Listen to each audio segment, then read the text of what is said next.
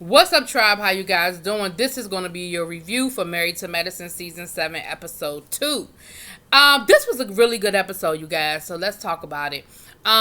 We start the episode off with Heavenly and baby girl. I'm gonna get the name. Y'all know I said I was gonna do better with the name, so let me get the baby name. I think her name is Mariah, but let me get her name. See, I'm glad I checked. Her name is Allura. And I remember now because she called her Queen Allura. Anyway, she's 13 now, and she's growing up right before our eyes. If you've been watching Married to Medicine all along. Now, I missed a couple of seasons because y'all know I haven't watched it all the way from the beginning. But, of course, they flashed back and showed her growing up. And she's getting ready to go to high school. They're getting their nails done. Heavenly looks good in this scene, y'all. Heavenly, you looked good. The hair, the makeup, the outfit, girl, you was doing it. You was doing it. But they're getting their nails done. And she basically is talking to her about growing up and having a boyfriend. And when do you think you should date? You know, she said what all parents say, child, you ain't having a boyfriend until you're 22. She was like, who am I going to go to the prom with? You can go with your brother. She said, I'm not going to the prom with my brother. She said, well, when did you have a boyfriend? And she said, well, my first boyfriend was 15. She said, but all we did was talk on the phone. She said, that's all y'all did. So then Heavenly said, okay, we went to the movies. She said, okay, so why can't I go to the movies with a boy at 15? Now, at the end of the day, and Heavenly was basically saying, we used to be so close. We used to do so much together. You would sleep in my bed. We would do this. We would do that. Now you come home and you just go in your room and you don't even talk to me anymore. And she was like, what is it you're doing in your room that you can't do with me? She was like, like, it was so funny. And there's a part of Heavenly that's serious. There's a part of Heavenly that's dead serious. She talking about bringing her lunch and doing all this stuff. She was like, no, don't come up to my school. Like, but then there's a part of Heavenly that knows. She knows. And she said it in her confessional. I know she's getting older. I know things are going to have to change. I know we're not going to be able to do the things we used to do. She said, I just want to slow it down a little bit. And we can laugh at Heavenly and she's being ridiculous because I do believe Heavenly would show up at her daughter's school with lunch. Let's not get that twisted. Probably a catered event, okay? But she knows. It's just hard to let go. It's her daughter. It's her baby. She's the only girl. It's hard to let go. But it was a really cute scene just to see them talking about it. You know what I'm saying? Over to Dr. Contessa's house. And Dr. Contessa's husband, honey, Dr. Scott. Scott is holding it down. Okay? Now, it's a little messy. But he got dinner cooking. He cooking up looked like it was some pork chops or some steak or something, honey. He asked the babies, do you want asparagus or green beans? They getting a choice of vegetable, okay? Okay, so maybe the sink was full of dishes. Okay, so maybe, the laundry was in the kitchen waiting to be folded, and he told the kids, y'all just pick through there and figure out what to wear. But he doing the damn thing. He got 3 kids and he working a full-time job. Now, this is where y'all need to go on and call your nanny back. Remember the nanny from Contessa Season 1, the singer's mama? Was it Joe? Not Joe. It wasn't Joe. What's his name? Donnell Jones' mama. Now, yeah, she cussed a little bit. And yeah, she was a little disrespectful. But damn it, if she gonna keep the kitchen clean and the kids fed and Dr. Scott ain't gonna lose his mind, I mean, go on to call her back. Go on, call her to come back for a little while. Contessa has flown into town. She's on her way home, I guess, to spend a couple of days, maybe the weekend or what have you. And she calls him and said, I'm on my way. And, he was like, okay, cool, come on through. Now, he feeding the kids dinner. On her way home, Contessa decides she's going to stop by McDonald's and get breakfast/dinner because she got hotcakes. I guess hotcakes are on the McDonald's all day breakfast, dinner. And, she know what her kids like. So she done got 3 orders of hotcakes. She done got some nuggets. She done got some fries. She done got all kinds of stuff. She walk up in the house now. Mind you, she walk up in the house. The kids done already ate dinner. They doing homework. Scott was like, why you stop at McDonald's? She did apologize. She said, I should have called and checked. He said, but what made you think they hadn't eaten dinner? Because clearly, by this time, it's bedtime. He was like, what made you think? Why would you think they, yeah, you should have called, but why would you think they haven't eaten yet? So, but that was mommy guilt. That wasn't, I don't think they had dinner. That was mommy guilt saying, mommy gonna walk in the door with a treat. Mommy's gonna walk in the door with something for the kids, because that's mommy guilt. It wasn't disrespect. It wasn't any disrespect to Scott, but I understand why Scott took it that way. Then she starts complaining about the house being dirty and the laundry and I'm thinking, Contessa, you wrong. You wrong, Contessa, for walking in the door complaining. And that's how Scott took it. He said, so you complain about the laundry, but you act like that ain't the fifth load I done washed today. Yeah, it's dishes in the sink, but they fed. I'm doing homework right now. He said, once I put them to bed, you think I'm not going to wash those dishes? You think I'm not going to clean the kitchen up? Like, I've been doing this every day. Like, this is what I do. You know, you come in the door complaining, and I'm in here holding this shit down because you went off on a whim. So then she got offended. It's not. Don't do that. That's disrespectful. That's disrespectful. But he's mad. And he has every right to be pissed off. So, you know, he went on, he left her there. He said, you know what, I'm going to give you some time. You got to study, right? You need some time to study. I'm going to go on and give you some time. And he looked like he went to the man room. I don't know if that was the man room or the bedroom. But, honey, Scott was pissed. And like I said, he has every right to be. Contessa, you my girl, and I love you 50 grand. But that one was wrong. That, you came in there hot. You came in hot, and you were wrong for that. You know, the man is holding stuff down, and you questioning the fact that there's dishes in the sink and there's laundry in the kitchen. Shit, that might be my Wednesday afternoon from work, and I ain't got 3 kids. Okay. Anyway, Jackie and Heavenly have dinner, and basically Jackie is saying, "Look, I feel really bad about things between you and Simone. I feel like I'm in the middle. I really want to figure out a way that all the ladies can come together." Y'all know Jackie always trying to bring the ladies together. Remember her, what was it, the lemonade thing? What was it? What was it? Y'all know what I'm saying, the lemon, y'all know, when she tried to bring all the ladies together. Now, she learned her lesson with this event, because the lemon event, she tried to say nobody could drink, and they got mad at her. So in this one, she did have alcohol. But anyway, but she said, you know, she just feels bad about where everybody is in the state of their relationship. And Mariah tried to call Jackie out about that whole, Heavenly called Jackie out about paying Mariah dust with the comment about your slip showing. Jackie talking about something, what does that even mean? Jackie, you know what the hell it mean. You stop playing. You know what your slip is showing means. Stop it. That sounds like something you would say. So I know you know what it means. She said, but I'm not going to argue. I'm just not. I'm not going to sit here and do that. I'm not arguing with nobody. And we know that that's not Jackie's style. So she comes up with the idea of doing a tea, high tea, which I love high tea. Me and my family, the ladies of my family, we do high tea once a year. We've kind of fallen off these last couple of years, but we used to do high tea every year. Maybe I'll make sure we do it this year. But anyway, it's really nice. It's a really nice event. You get to dress up and be real, sedity. Anyway. And she's going to call it Emergent Tea. Emergent Tea. I thought that was cute. Corny, cute, but cute. And Heavenly said, look, if you think it'll work, but again, they were going, and they brought up the whole Simone thing. And y'all know how Heavenly is. Heavenly's thing is, okay, yeah, she told me some of this stuff, but she also told everybody how she was feeling about Cecil. So I don't feel like I betrayed any confidence by putting it out there about Cecil. Now, I didn't read all the daggone tweets, but there had to have been something in there that Simone felt like I only told Heavenly, and this was a betrayal. Now, I don't know what that was. All right, so let's get a little serious for a sec. Well, I've been serious, but you know what I'm saying. And shouts out to Spiller Boy TV. He called this last week. If you saw his review, he called this last week. He said he felt like Toya was pregnant and that maybe something went down with the pregnancy.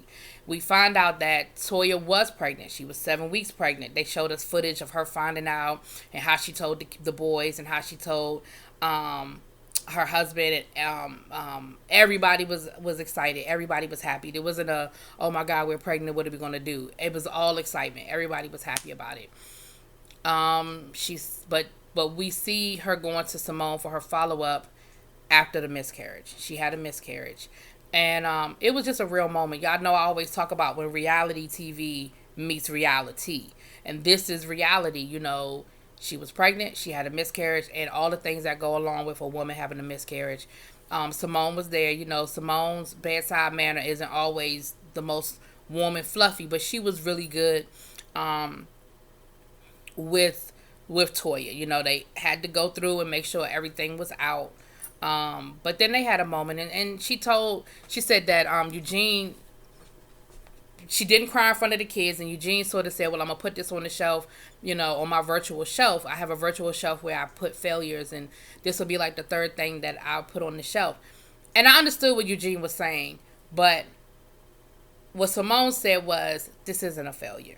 A failure implies that you did something wrong, and you didn't do anything wrong. Women's bodies, people think that getting pregnant and having a baby is just so easy, and it's just not. It's not easy to get pregnant for a lot of women. And a lot of women do deal with miscarriages or at different levels. Sometimes your body miscarries before you even know you were pregnant, So it was a sad moment, and you put all of your feelings about people personally aside when you see them going through something.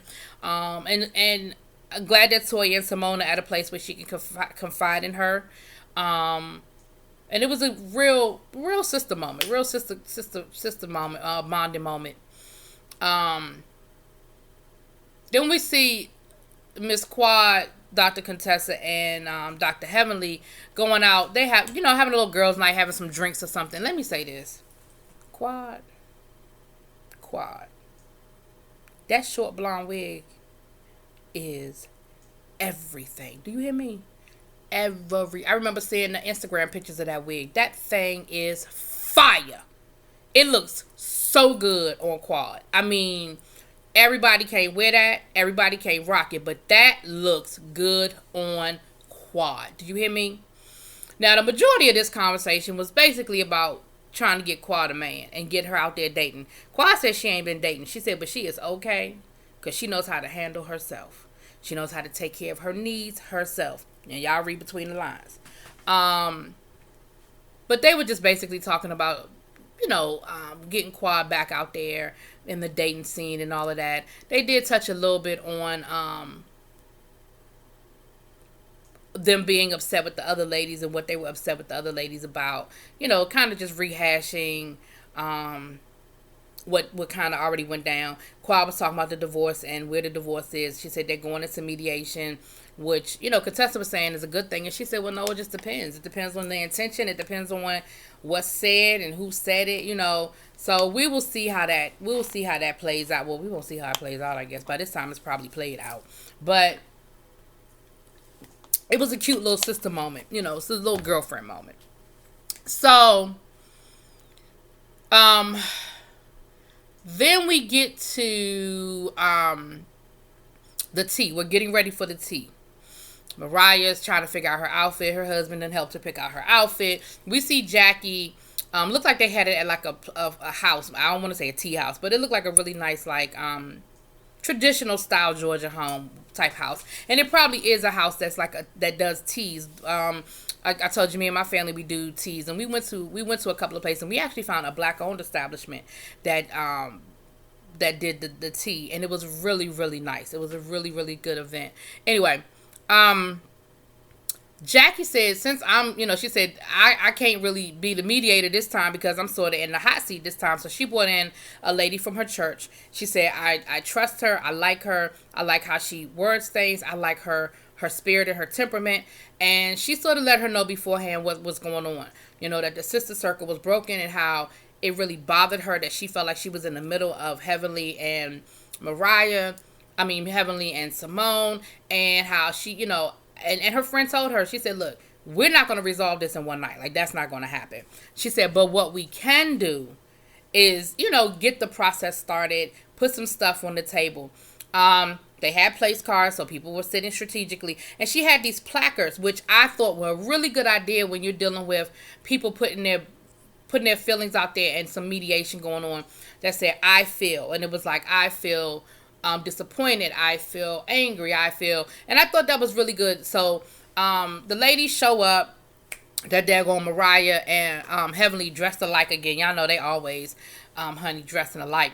But the ladies show up. Now, on the way to the tea, we see Simone and Toya having a conversation. And Simone, again, reiterating how angry she was at Heavenly and how she felt like Heavenly was just out of order, that she betrayed her, that she shared some things that didn't need to be shared, that she confided in her as her girlfriend, and she just kind of put it out there. Toya reiterated that she was upset with Contessa and how things escalated between her and Contessa. So we already know. Just kind of going back and forth and rehashing that whole situation. We get to the tea. Like I said, all the ladies show up and they're seated. And Jackie introduces the friend and explains that she's here to mediate since I'm sort of in the mix. I'm not in a position to mediate because I can't be unbiased in this situation. So we're going to have her come in and we're going to have her pretty much go over everything with the ladies. And they went down the row. I want to say Mariah started it off. And Mariah said that she was disappointed because, and she sort of had a valid point. I know Mariah ain't everybody's favorite, but what her thing was that you would go out and repeat such a explosive statement without getting my side of the story, without even asking me if it's true. That's valid. That's very valid. You know, Quad said it. Just because Quad said it doesn't make it true. And I've heard everybody, because you don't like Mariah, because, everybody else, people in do drugs, and that's a big thing or whatever. But it might be. And she might be guilty. I don't know. But I do think it was sort of reckless of Jackie to repeat it. Now, when in Jackie's mind, she said, because when she said, well, allegation, but you never said allegation, Jackie. You said, what do you feel about Quad saying that Mariah did cocaine? You never said the allegedly or the alleged accusation. You never said that. And so Mariah had a valid point. And what I like about this exercise was that nobody went back and forth. They listened. Jackie wasn't quick to defend herself or give her explanation or her point of view. She listened. And then it went to the next person. I don't know if I'm going in the correct order. I'm just going to go down the line. Let's just say Simone. Simone expressed that she was disappointed because she felt that she was betrayed, that she had confided things in a friend and that friend spoke on it and she felt it was sort of out of pocket.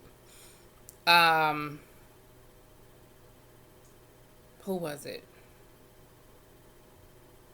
I want to say that was when Heavenly went, because of course y'all know Heavenly felt the need to defend herself. Heavenly's thing was she was confused. Because in Heavenly's mind, she didn't do nothing wrong. In Heavenly's mind, she never did nothing wrong. So she felt confused. Toya was the most emotional, but we know what Toya was dealing with. And she actually cried and was very emotional. And she said she was confused. She was confused and hurt as well. Disappointed. I think a lot of them use disappointed. Because she just said that she felt like she just didn't have the friends that she thought she had. She said, maybe I was using a friend too loosely. Maybe I expect people to be what I am to them. I'm a good friend to people and I expect it back. She said, but I just, that's where she was with it. And like I said, she was crying and she was very emotional about it. And the only person in the room that really understood why she was that emotional was Simone. She said, it's been a hard month for me, but she didn't go into any details. And she even said in her confessional, I'm not going to, I don't feel like I can confide in these women what happened to me. I don't feel like we're at that place where I can tell them what happened to me. Contessa spoke on, and they had journals. So that's what Jackie told them. Don't speak out, write in the journal. Write it out in the journal rather than respond. So they were, you could see from time to time they were writing. I don't really remember what Contessa said. I don't remember but I'm sure it was along the same lines of her issues with what was said, of what was said that it got to the point with the whole back and forth. I really don't remember what Contessa said, to be honest with y'all, so it must not have been that deep. I don't know. It got around the Quad, honey. Now, Jackie spoke, and, she acknowledged some things on her end. It got around the Quad, honey. Quad must have spoke for about 40 minutes. I'm sure it was edited down to 5, but the way the ladies were reacting, Quad went back 6 years, honey. She said, I've been drugged for 6 years. And she went into the whole, when she was going through what she was going through last year. And she went through the whole thing, honey. She went through the whole thing.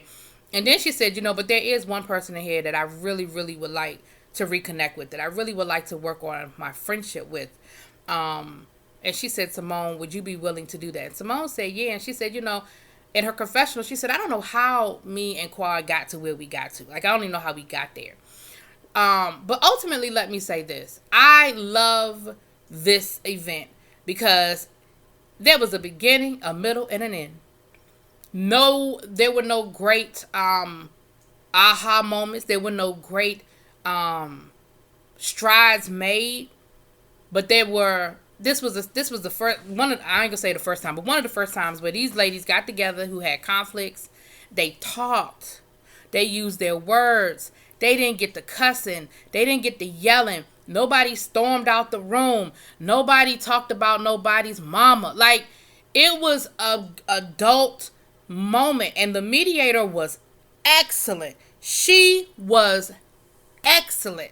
And when they got done, she said, now, we don't expect any, any perfect endings here, but there's a beginning. And then they had like a sister circle at the end where I guess they said a prayer, but for lack of a better word, they had a mediation moment or meditation moment or whatever. It was so good. It was really good, y'all. I really thought that this was a good way to try to address and resolve. Nobody's going to walk away feeling like they best friends again, but everybody was heard. And sometimes that is the best beginning, is I need you to hear me. Anyway, y'all, let me know what y'all think. Drop it in them comments. Peace.